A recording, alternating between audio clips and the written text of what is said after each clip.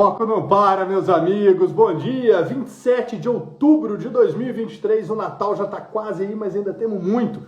Outro dia eu vi uma brincadeira assim, quem fez, fez. De jeito nenhum, aqui na Foco vamos até o último dia, porque todo dia é uma nova oportunidade de apresentarmos para vocês obras como essa, Compliance Bancário Essencial, lançada pelo André Almeida Rodrigues Martins. Eu já, olha, que já tem até um... Ô, André, para quem não tinha Instagram, você já tem até o oficial do livro. Parabéns, meu amigo. Deixa eu te convidar aqui. Essa obra, já te mandei um convite aí. Aparecendo na sua tela, é só clicar que a gente já entra ao vivo junto aqui. Olha só. André Almeida Rodrigues Martins, procurador da Fazenda Nacional e ex-superintendente de compliance da Rede Nacional de Agências Segmento Varejo do Banco Itaú. Bacharel em Direito pela USP, possui o grau de Master of Laws.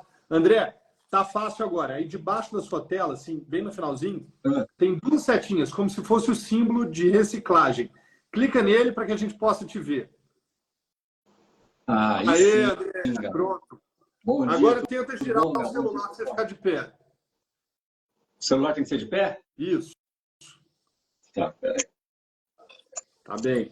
Enquanto isso, eu termino aqui. Possui o grau de Master of Laws, o LLM, em Compliance pela Universitat of Fribourg, na Suíça, cujo diploma foi reconhecido no Brasil pela UNB. Mestrado em Direito, especialista em Direito Empresarial pela PUC de São Paulo. Ex-procurador federal da AGU, instrutor credenciado da Escola Superior da Advocacia Geral da União. É com esse craque que eu converso aqui hoje. André, bom dia! Como é que você está, meu amigo? Tudo bom, e você? Ótimo. Consegui entrar no Instagram, eu tenho, quem me conhece já de LinkedIn, o LinkedIn eu já estou acostumado, mas o Instagram eu estou aprendendo aqui. Não, está aprendendo muito bem, meu amigo. Primeiramente, muito obrigado por ter trazido essa obra para Foco.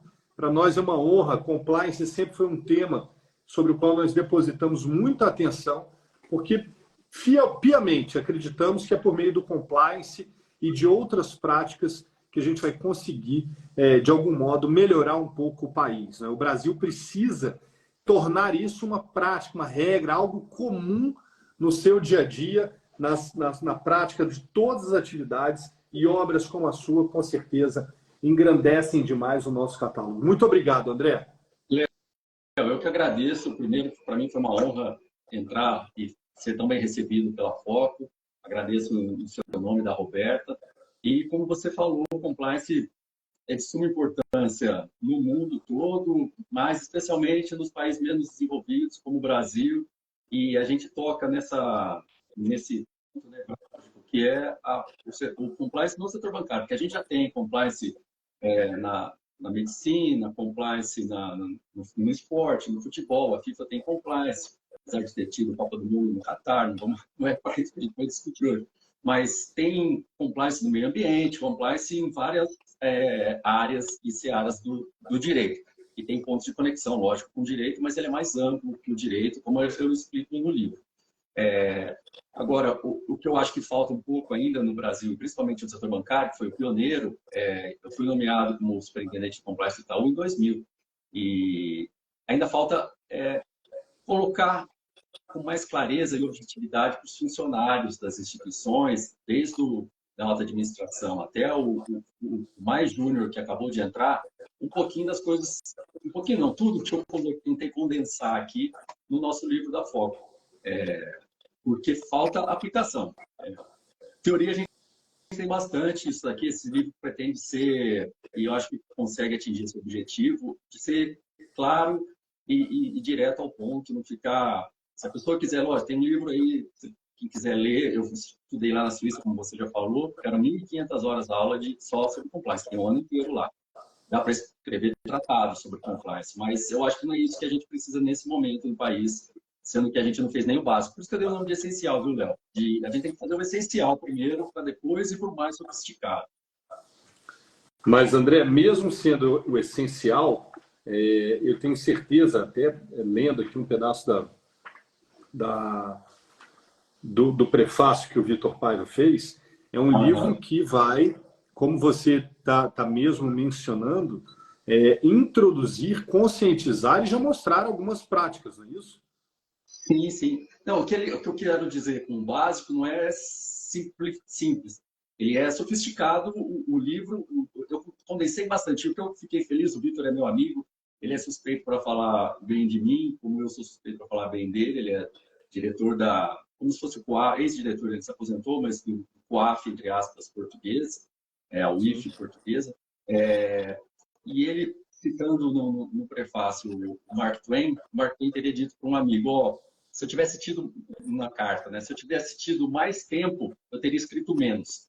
E aquilo lá é exatamente esse meu objetivo. Então, não é porque não é um tratado de 20 volumes que não tenha todo o conteúdo que eu acho que seja o essencial para a pessoa que queira entender esse universo. Entendi. André, e nós conversávamos ali nos bastidores durante as semanas que antecederam esse lançamento, e a gente discutia muito sobre qual era o público-alvo desse livro, né? Eu fiz uma apresentação para as livrarias e ali a gente tentava apontar que seriam escritórios que trabalham com o direito bancário e também operadores do sistema bancário. Fala para a gente qual que é o público-alvo dessa obra. Tá. Léo, o que me fascinou no Compliance desde 2000 até hoje é a vastidão que ele engloba. E o mundo jurídico, em 2000, você imagina, não tinha livro, não tinha literatura, não tinha curso, não tinha nada sobre Compliance, eu tive que começar do zero, lá no Banco Itaú, foi uma baita escola para mim. Mas hoje o direito já percebeu a importância do Compliance e ele tem pontos de contato tamanhos que cai na magistratura, então esse ponto é fundamental para a magistratura, que magistratura estadual, federal e do trabalho, as 3 magistraturas. Foi uma resolução do CNJ que mandou colocar histórico do compliance. Tem no nosso livro, Léo? Tem. PNDFT, Prevenção à Lavagem de Dinheiro e Financiamento do Terrorismo. Tem no nosso livro, Léo? Tem. Então, o histórico e o combate à lavagem de dinheiro, a magistratura já percebeu, lógico, que a gente tem que combater essas organizações criminosas e o próprio crime de lavagem de dinheiro. Indo a reboque da magistratura, logo vai vir os ministérios públicos, estadual e federal, os advogados, como lidam com bancos, quem tem cliente no setor bancário, várias vezes vai ser judicializada a questão, porque um banco, o compliance, fazendo um resumo aqui bem curto, o Banco Central pode acabar multando as empresas por falta de compliance ou em havendo algum caso de corrupção, as pessoas podem ser solicitadas, instadas, intimadas a apresentar as suas movimentações financeiras, por exemplo. E o compliance ficou famoso também por causa da lei anticorrupção de 2013, Sim. Passou a vigorar a partir de 2014, porque a empresa, seja do ramo que for, se ela tiver uma estrutura de compliance, na hora que o órgão regulador na esfera federal, estadual, municipal e na esfera federal é a TGU, Controladoria Geral da União, for multar, se aquela empresa, seja banco ou não, que eu estou abrindo parênteses, fora do ambiente bancário, aquela empresa que provar que tem um canal de denúncias, que é um dos requisitos do compliance, que tem um código de ética de conduta, que é outro requisito da teoria de compliance, ele vai ter uma multa pecuniária menor. A lei anticorrupção não fala de crime, é sanção administrativa. Mas, André, por que você está falando de tudo isso? Para chegar no público-alvo. Então, eu já tinha falado da magistratura, Ministério Público, os advogados, e essas empresas que se virem eventualmente envolvidas em casos de corrupção, vão ter que provar para a CGU, no âmbito da esfera federal, que eles tinham compliance. Então, eles têm que saber o que é o compliance. E a CGU vai ver se esse compliance é efetivo ou não, que é como nos Estados Unidos acontece, como acontece na Europa. Então, não adianta ele ter lá um compliance fake, de prateleira, e falar, não. E o desconto da multa é bem parecido, Léo, para o pessoal entender, com o artigo 59 do Código Penal. Você tem lá umas atenuantes e uns agravantes. E o fato de existir um compliance efetivo no seio da empresa é um baita de um atenuante. Então, chega até 5% de desconto da multa. Ah, André, mas essa multa é baixa? Não, a gente está falando aqui de milhões e milhões de reais. Então, os advogados que mexem com as empresas que falharam em compliance têm interesse.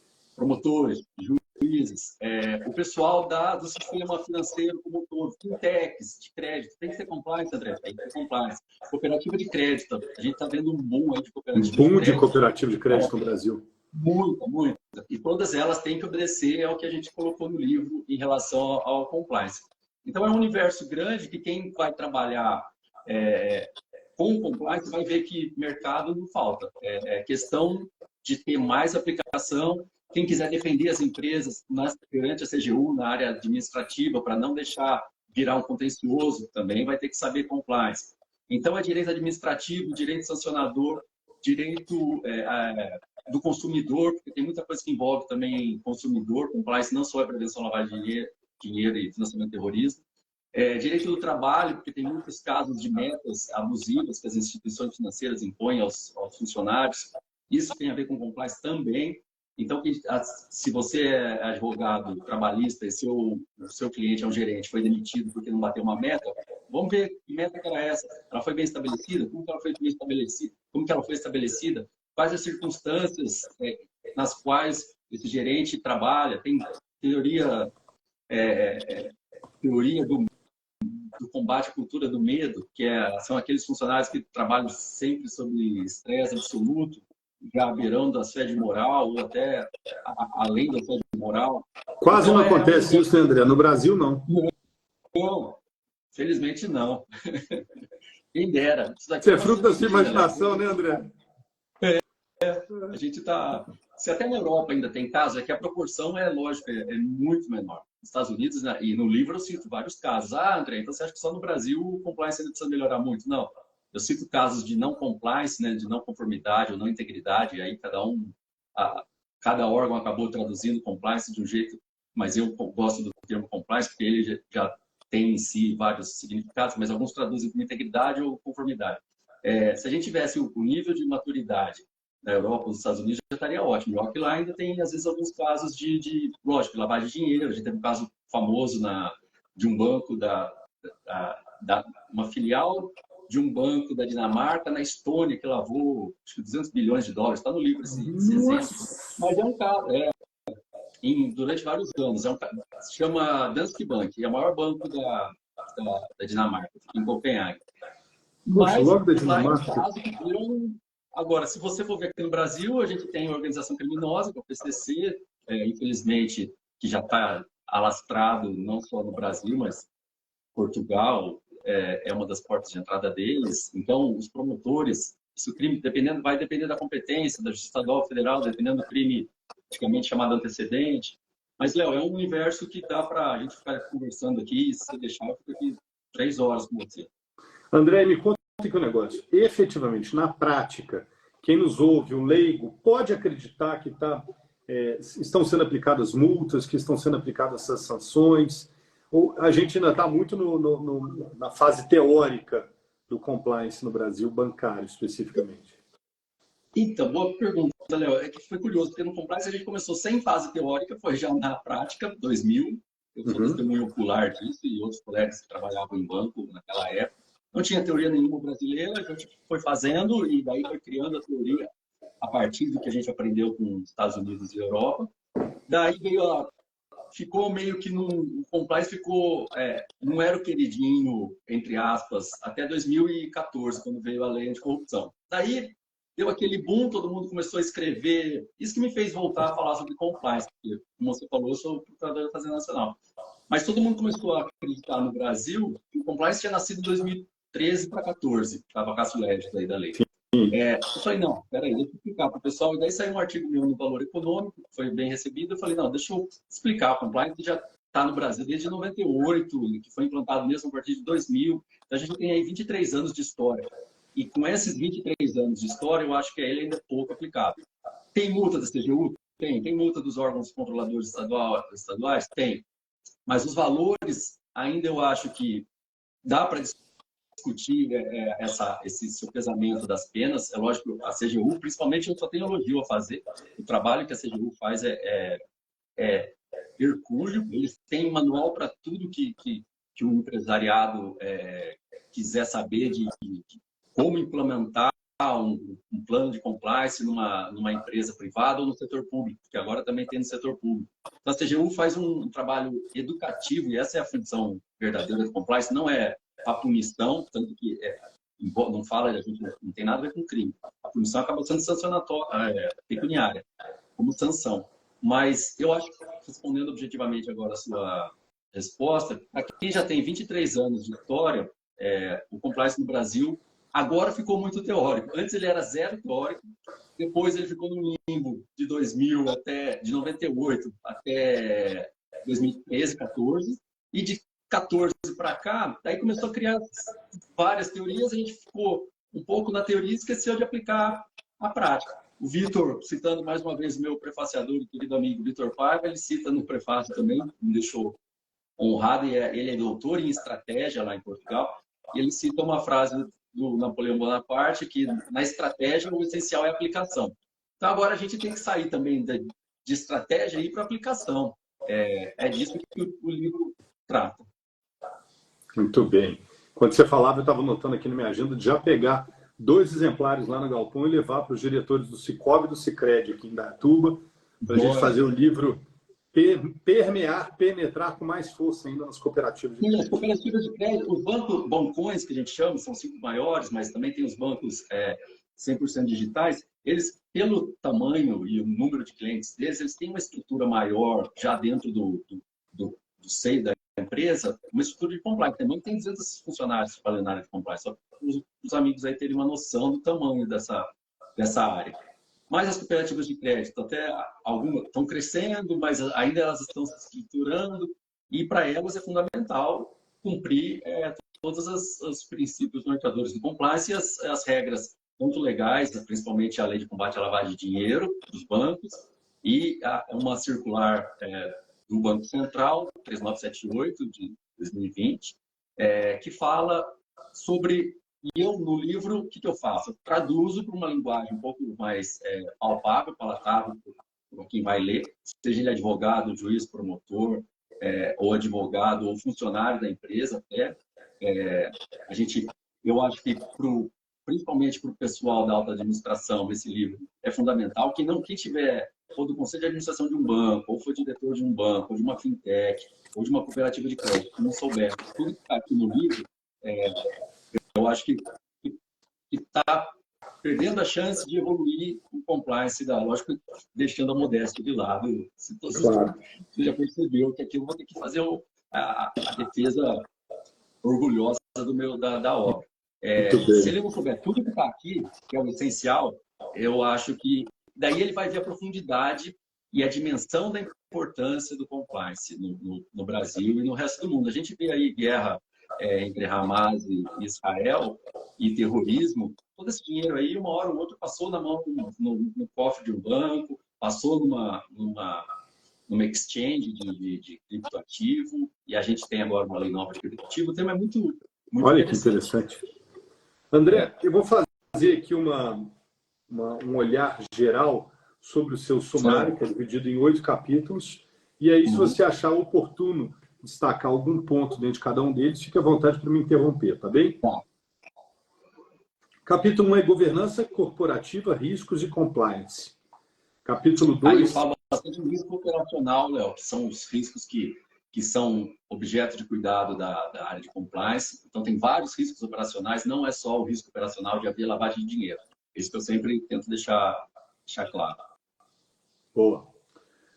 O capítulo 2, contextualização do compliance bancário. Capítulo 3, histórico do compliance. Desculpa. Não, daí nesse capítulo eu quero explicar também, para quem sabe, é sempre bom rever, mas para quem nunca trabalhou, tem muito advogado, juiz, promotor, procurador da República, que nunca, e aliás, acho que 98% deles nunca trabalharam em um banco. Eles saíram dos bancos da faculdade, geralmente advogaram, alguns vão trabalhar em empresas, mas uma área de compliance de um banco, como eu tive a oportunidade de trabalhar, acho que são poucos. E eu tento passar, então, no organograma que às vezes parece complexo de uma SA, todo banco é uma SA, eu tento passar aí nesse capítulo quem é o compliance, quem é você, onde você está. Muito bem. Histórico do compliance é o capítulo 3. Ferramentas Esse a é o serviço. Ah, boa. Capítulo 4. Ferramentas a serviço da compliance. Uhum. Capítulo 5. 4 requisitos mínimos necessários ao compliance. Aí é o que eu, pela experiência, tudo é fruto da minha experiência, lógico, mas eu coloquei pelo menos, são 4 básicos e eu elenquei eles aí. Boa. 6. Compliance bancário, PLD-FT. Prevenção, lavagem de dinheiro e financiamento do terrorismo e a circular 3978/2020 do Bacen. Essa circular é importantíssima, a gente conversou sobre ela há pouco. Esse é o maior capítulo do livro. Eu sempre insisto que compliance vai muito além de PLD-FT, prevenção, lavagem de financiamento do terrorismo e proliferação de armas de destruição em massa. Às vezes os amigos vão ver PLD-FT-P, com P de ação. Eu explico porque às vezes se fala em PLD-FT e às vezes em PLD-FT-P. O P de proliferação é a terminologia que o GAFI usa, mas o Bacen continua usando PLD-FT, mas no fim a menor sigla abarca a maior. A maior.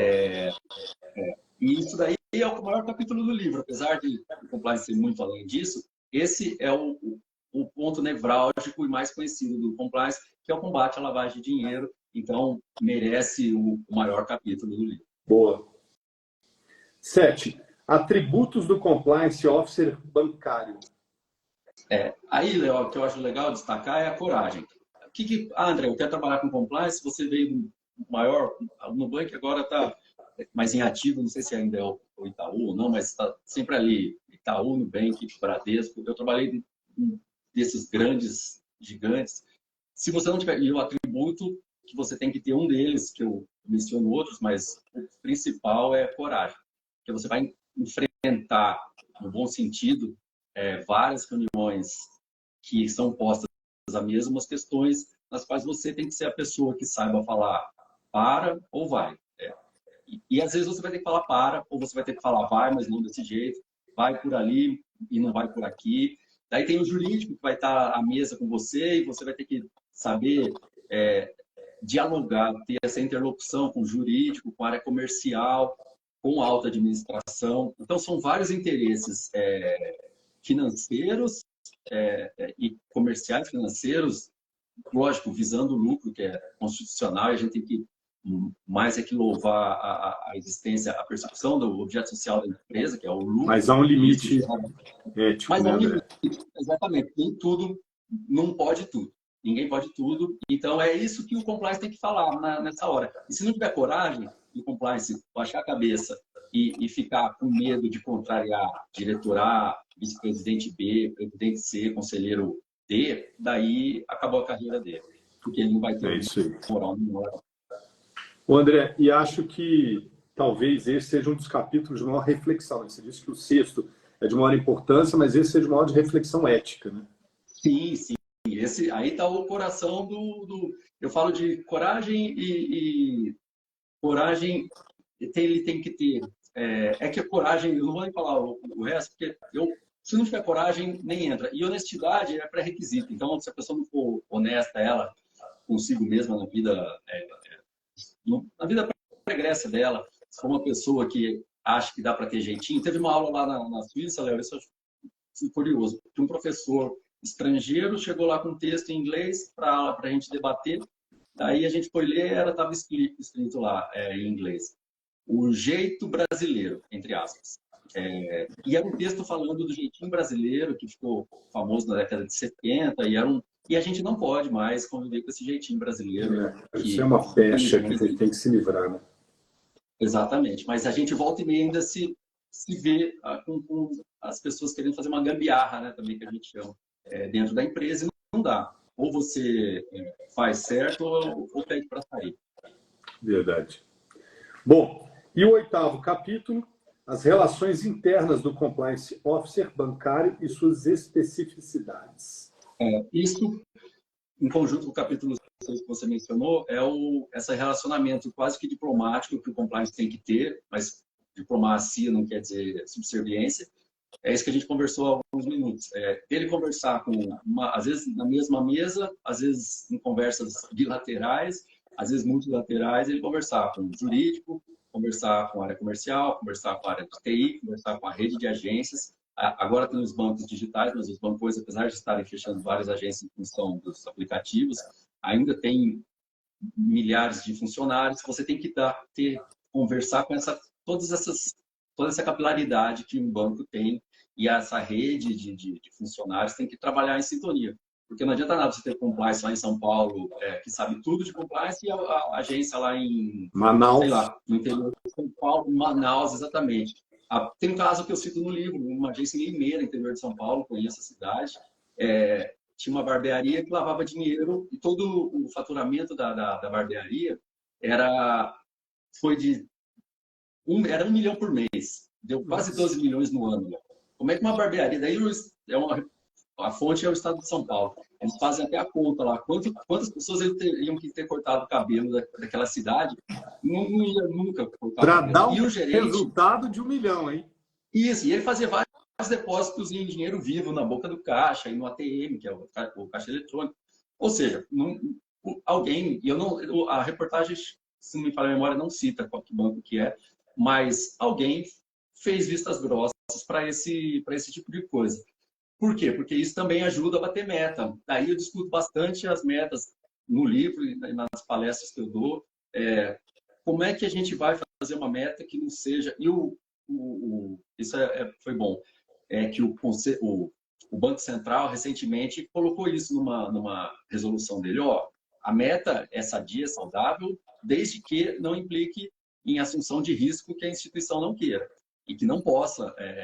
querer. O apetite de risco aí é um outro termo, tem que ser balizado pela lei de combate à lavagem de dinheiro, tem que ser balizado pela circular do Banco Central. Então, tem várias regras, tanto legais quanto infralegais, que vão balizando a atuação dos bancos. Mas não adianta só a diretoria saber disso, não adianta só o jurídico, a área de compliance. Tem que fazer chegar na ponta da linha.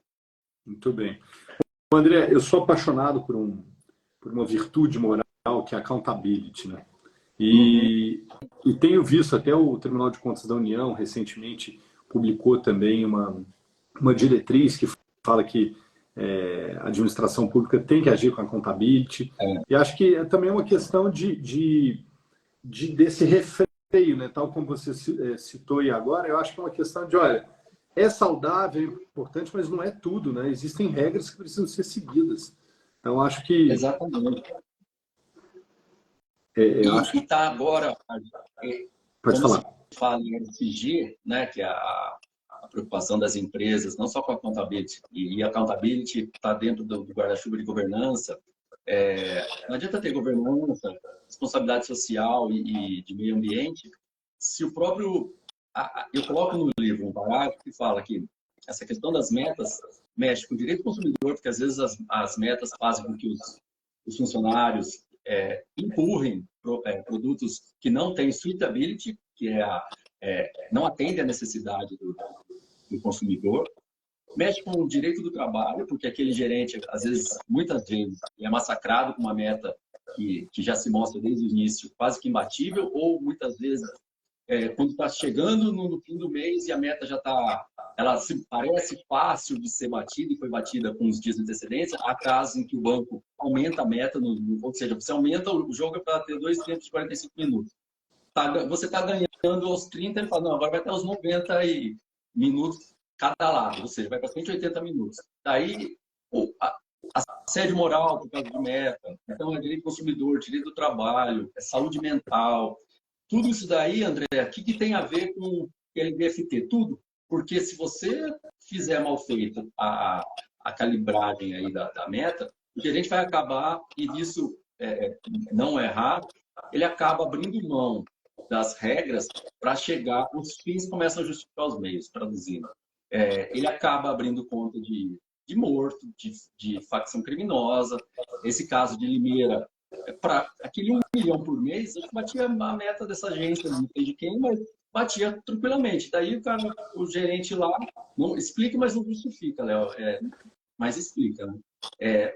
Ele, na cabeça dele lá, e tem que ser punido, e o banco também, mas ele deve ter pensado, deixa, eu vou fazer vista grossa, porque com esse 1 milhão aí eu bato tudo quanto é meta do ano. e não preciso correr atrás das outras. Mas vira uma bola de neve que para isso que tem que ter um plano. Complicadíssimo. André, muito obrigado. Eu deixo com você as palavras finais desse bate-papo aqui em toda essa obra essencial para o Brasil. Exatamente. E eu espero contar com o bom senso aí das altas administrações dos bancos, das fintechs, das cooperativas de crédito, para que a gente faça um país melhor. Porque, no fundo, tudo isso vai desembocar num país melhor no futuro. É uma sementinha que a gente está plantando, que já tem 23 anos, então não é nem uma sementinha tão pequena, já está uma árvorezinha bem... Uma árvore boa, para dar frutos. Já era para estar dando mais frutos, mais frondosa e ter mais sombra, mas a gente vai regando como a gente pode. Muito bem. Obrigado, André. Obrigado àqueles que nos assistiram ao vivo, em reprise, pelo Spotify, na Amazon, na Martins Fontes. O importante é darmos vazão ao conteúdo. Estamos aqui para isso. Fiquem todos com Deus, obrigado, com saúde e até o nosso próximo encontro. Obrigado, André. Tchau, obrigado a todos. Um abraço. Abraço.